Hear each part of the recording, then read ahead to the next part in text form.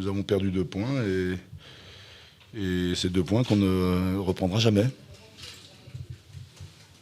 Parce que nous avons maîtrisé les débats,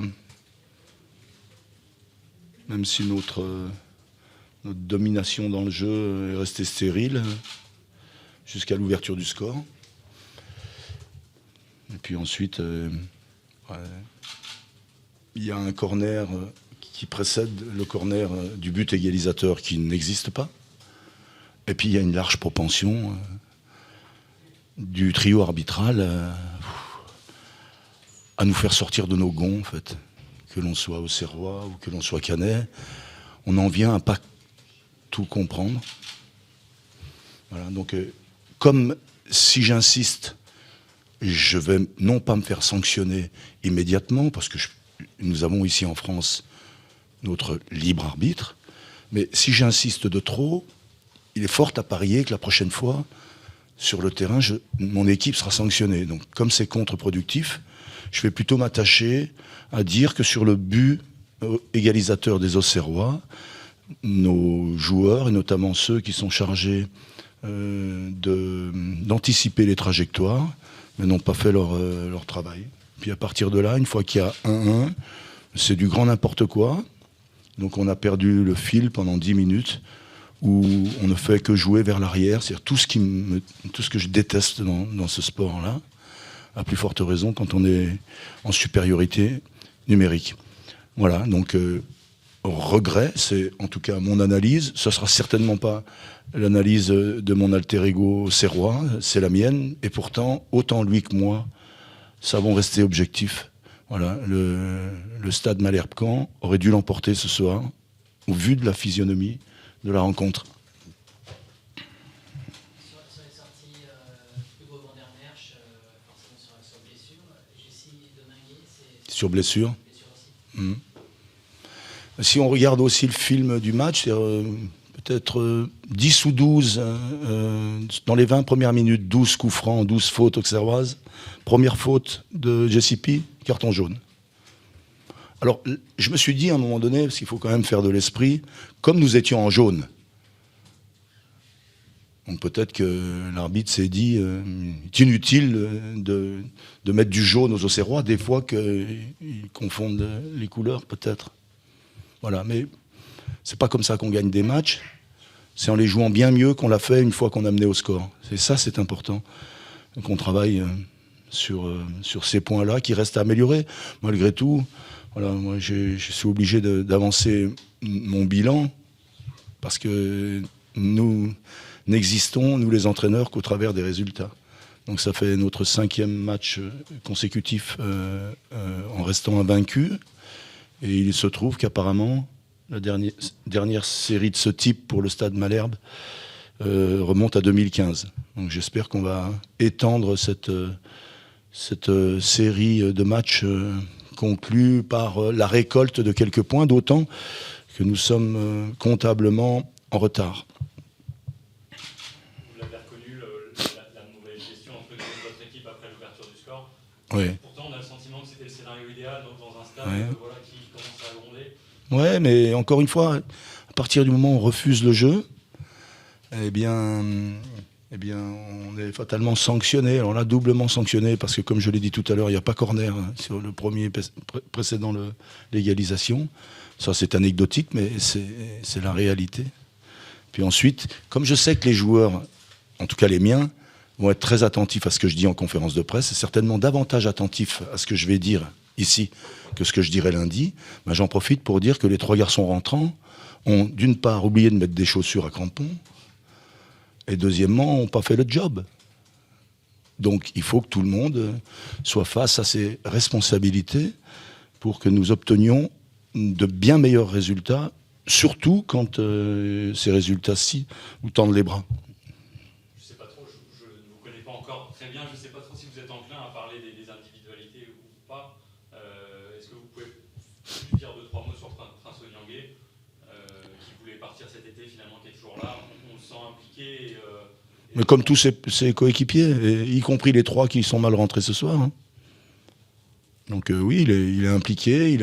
On s'est fixé un challenge et celui-ci, il il a toujours lieu d'exister, parce qu'il reste de nombreux matchs et on a envie de reprendre du terrain à nos adversaires pour mieux figurer dans ce championnat. Et là, c'était l'occasion de prendre 3 points et de doubler l'espace d'un week-end une équipe qui fait partie des favorites à l'accession en Ligue 1. Donc ces 2 points-là, comme je le disais en aparté, sont 2 points définitivement perdus. Non, Prince, c'est un très bon joueur, c'est un garçon qui a beaucoup d'enthousiasme, comme encore une fois tous ses partenaires, que je place devant la défense, parce que je pense qu'il a son utilité à ce poste, voilà, qui a beaucoup d'abattage, qui fait des efforts, et qui fait preuve de clairvoyance comme premier relanceur. Donc c'est bien, je suis très content, mais comme je l'aurais dit à la fin du match, de mon point de vue, cette équipe est à 60% de ses possibilités. N'oublions pas qu'il manque beaucoup d'attaquants et que malgré le fait que nous ayons à déplorer beaucoup de blessés dans ce secteur de jeu, on sait, en tout cas comptablement, être efficace. Une rechute le dernier entraînement, donc des examens qui sont prévus. Voilà, mais voilà, on a montré qu'il y avait des forces vives parce que Nicolas, devant, a fait un très très bon match. Puis il y a quelques jeunes aussi au Stade Malherbe de Caen, dans le secteur offensif, qui apparemment valent le coup. En tout cas, c'est ce que je me suis rendu compte. Donc je ne vais pas hésiter à les lancer si j'en éprouve le besoin.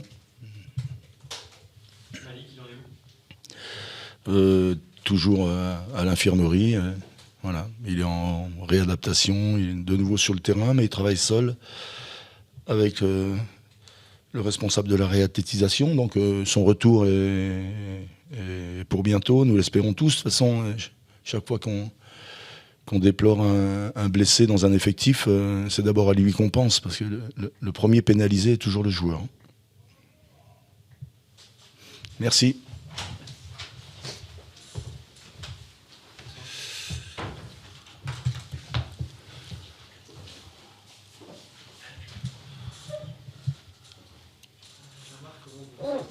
Tiens, ici, l'endroit point presse, c'est très casse-couille vos lumières. Oui, on enlèvera celle de devant. Il faudrait venir des spécialistes parce que je vois par leur gueule à eux. Non, mais c'est celle de donc devant c'est assez désagréable. C'est assez désagréable. Non, c'est celle-là. Justement, c'est ça qu'on met celle-là parce que... Moi aussi, je connais le bouton, c'est le premier tout à gauche. On va pas être d'accord avec l'autre. Comme vous voulez. Comme vous sagez, je monsieur parlant, éteignable. Non, celle-ci, c'est celle-là. On va faire mieux. Ah, ça fait un peu... Et là, je vous vois encore moins. On est là. Laissez, parce que sinon... Je la remets ? Ça va mettre du... Ah, si.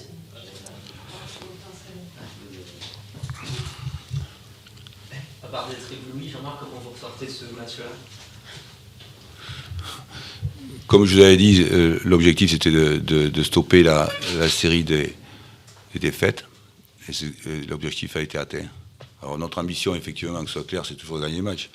Mais vu la physionomie du match, et encore une fois, où on a affaire à une équipe individuellement de haut niveau, individuellement, ça se sentait par rapport à plein d'équipes qu'on a rencontrées. On voit bien que c'est une équipe qui individuellement a des joueurs de grande qualité. On a effectivement concédé peu d'occasions, puisqu'il y a très très peu d'occasions concédées. Il y a un équilibre dans la possession du ballon. Notre problème, c'est que par rapport à notre possession, souvent, c'est le plus dur, c'est comment tu arrives dans les 30 mètres et faire preuve de... Autant quand tu es entraîneur, tu peux très bien travailler pour entraîner les 30 mètres. Après, faire preuve de talent pour entraîner 30 mètres et passer un palier... Moi, je l'ai vu dès que je suis arrivé, c'est un peu compliqué. Donc ça va fixer notre niveau pour la fin de saison, c'est évident. Parce que c'est ce qui fait la différence, c'est le haut niveau sur le plan du jeu offensif. Sur le plan des intentions des joueurs, je suis satisfait parce que les joueurs font le maximum dans leur capacité à évoluer, dans l'enthousiasme, dans la solidarité, ça c'est très intéressant. Après, bon, comme je vous dis, moi, ce qui était très important ce soir, il y a une grande différence entre perdre un match, une troisième défaite et faire match nul. Très grande différence. Donc, la capacité des joueurs, le goût du groupe, par la vie qu'ils mènent et par leur enthousiasme et leur solidarité, d'avoir fait match nul, c'est très important. Voilà, c'est très très important, parce que c'est un objectif important de casser la série des défaites. Après, je ne veux même pas parler des circonstances de match. On a l'impression que tout le monde s'est passé le mot pour qu'on termine à 10 à la fin de saison. Bon, voilà, parce que bon, alors, je ne veux pas discuter de ça, mais voilà, mais le football français est ainsi fait qu'il y a des fautes toutes les 10 secondes. Bientôt, il va falloir... Quand je compare, quand je regarde des matchs du football anglais, par exemple, je me dis, mais nous, on joue au volleyball, quoi. Nous, on a interdit de se toucher, interdit de...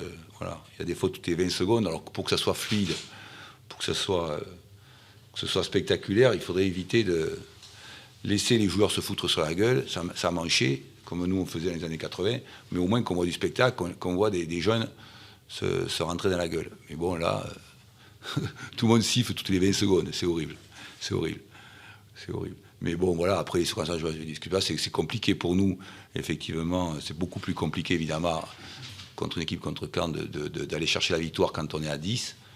Mais la satisfaction, c'est d'avoir cassé la série des défaites, ça c'est très, très important. Ensuite, aussi, ce qui est intéressant, c'est l'engagement que met le groupe et l'enthousiasme qu'ils mettent, voilà, avec leurs possibilités, avec leurs capacités. Parce qu'on a retrouvé un peu des éléments des derniers matchs où voilà, c'est compliqué malgré le fait que vous poussiez un petit peu pour ouvrir le score, vous n'avez pas d'occasion franchement, et par contre vous concédez 1-0 sur même pas une occasion, une situation, c'est un corner quoi. Oui. Oui, tout à fait. C'est le problème, effectivement, du fait que quand tu as une domination qui aujourd'hui était assez équilibrée par rapport aux capacités de l'adversaire de Caen, mais on est rentré souvent dans les 30 mètres et commande, effectivement, tu es capable d'avoir beaucoup de créativité, respecter les principes pour pouvoir franchir un palier. Mais comme je vous le dis, ça se saurait. Si le groupe était capable de faire ça, vous n'auriez pas joué le maintien l'année dernière à la 38e. Donc, au bout d'un moment, il faut avouer les choses comme elles sont. Tu ne vas pas changer les choses.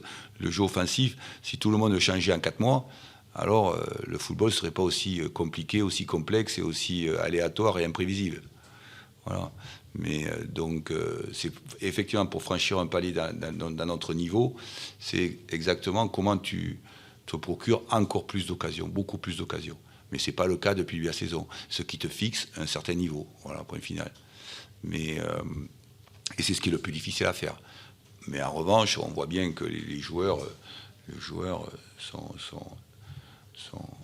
enthousiastes, travaillent, font des efforts conséquents pour essayer d'atteindre les objectifs, pour s'efforcer d'atteindre les objectifs. Ce soir, l'objectif, il a été atteint, faire match nul après 2 défaites.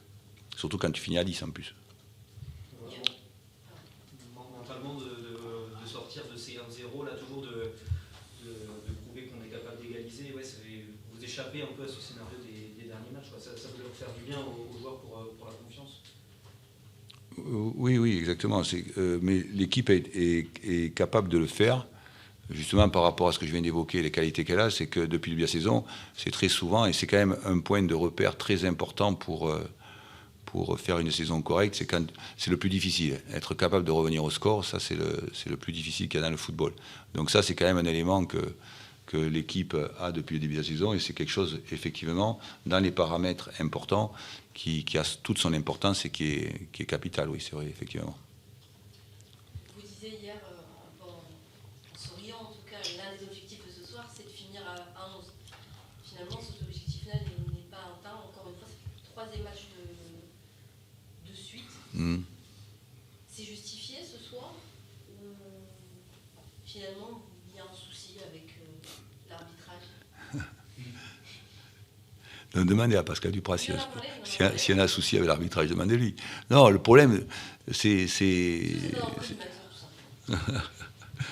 bien si on est un collimateur, parce qu'il y a toujours des changements. Pourquoi vous l'étiez avant dans le collimateur, vous? Je sais pas, dites-moi. sais pas, vous veniez pas au match l'année dernière? Non, mais j'en sais rien. Non, je veux pas dire ça du tout. C'est que ça fait partie aussi des péripéties, mais ça fait partie aussi totalement des sanctions qui tombent pour les footballeurs français, dans le football français. C'est-à-dire qu'il y a beaucoup de cartons, et beaucoup de cartons jaunes, beaucoup de cartons rouges. Voilà. Beaucoup plus qu'à mon époque où on pouvait s'entretuer sans qu'il y ait un jaune et un rouge. Et les joueurs et le public adoraient ça. C'est ce qu'il faut faire avec des jeunes de 20 ans ou 25 ans. Il faut laisser se foutre sur la gueule, c'est très très bien. Parce que ils ont la force pour ça, ils sont là pour ça. Mais bon, c'est moi, en rien, je veux juger de ce que c'est. C'est l'arbitre qui décide, ça fait partie du jeu, et comment nous, on arrive à contrôler, à passer au-dessus de ces événements. Voilà. Non, j'ai pas vu les images. Ça me paraît. Mais moi, c'est subjectif. Je suis la GIA, donc ça me paraît toujours sévère, mais c'est subjectif de ma part. Mais voilà, ça fait partie aussi du parcours d'une équipe, etc.